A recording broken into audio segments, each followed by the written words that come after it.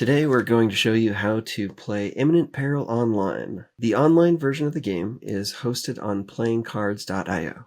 If you go to playingcards.io/game/Imminent Peril,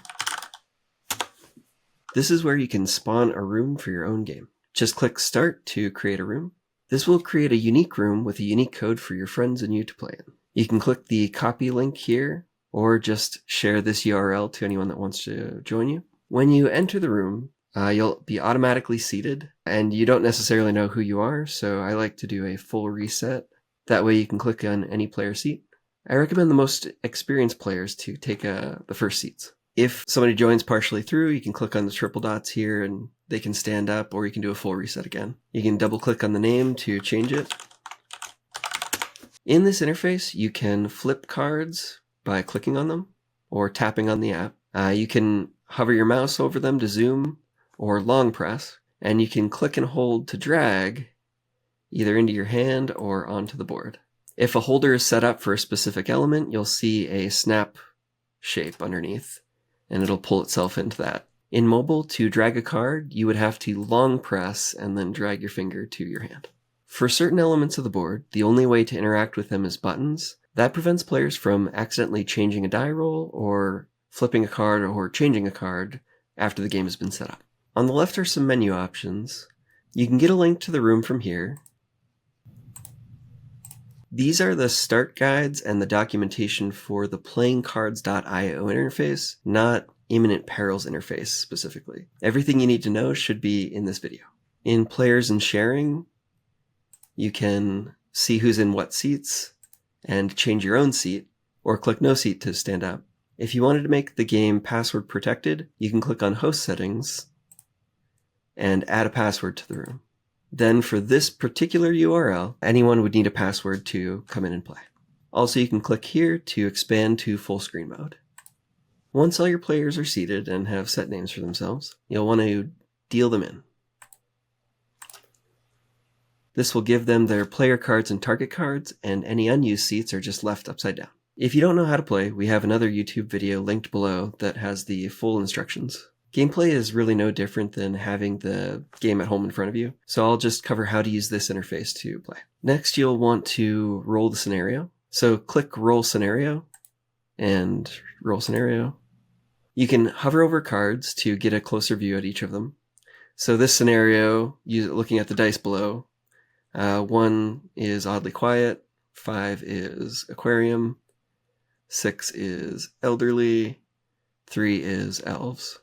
So Oddly Quiet Aquarium, full of elderly elves. Once you've taken those 4 elements, combine them together into your scenario and added yourselves to the game. Next is dealing the abilities. You don't want to do this before you create your scenario and put yourselves in it. That way, the abilities don't influence where you end up. Click Deal Abilities. If you're playing points, you'll want to deal 1 more card than the number of rounds you're playing. If you're playing elimination, you'll deal 1 more card than the number of players in the game. So for 3 rounds, I would deal 4 cards.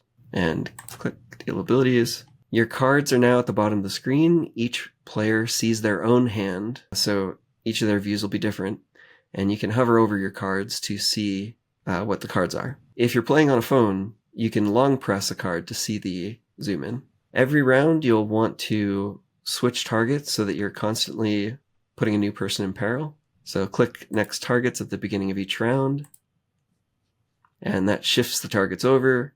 So player 2 is targeting player 1, player 3 is targeting player 2, and player 1 is targeting player 3.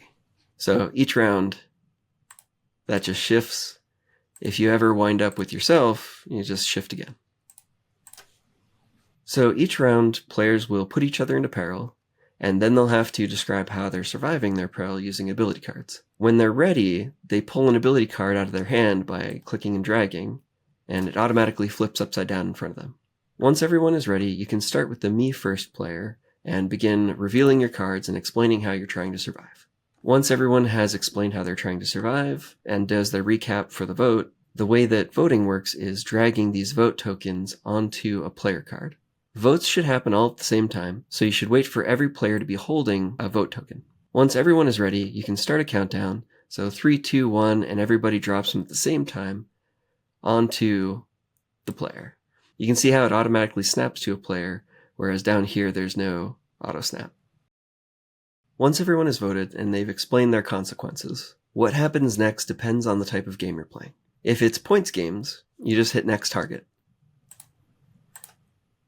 And that automatically pulls their previously used abilities to the back, shifts the targets over by 1, and collects the votes.